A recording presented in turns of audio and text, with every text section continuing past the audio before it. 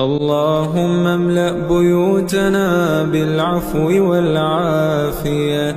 اللهم واصرف عن بيوتنا البلاء وأسباب الشقاء. اللهم اجعل بيوتنا تمسي وتصبح على ذكرك وشكرك وحسن عبادتك.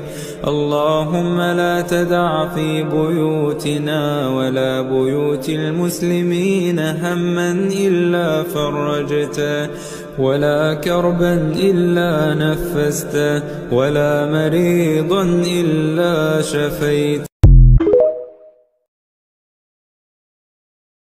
اللهم املأ بيوتنا بالعفو والعافية. اللهم واصرف عن بيوتنا البلاء وأسباب الشقاء.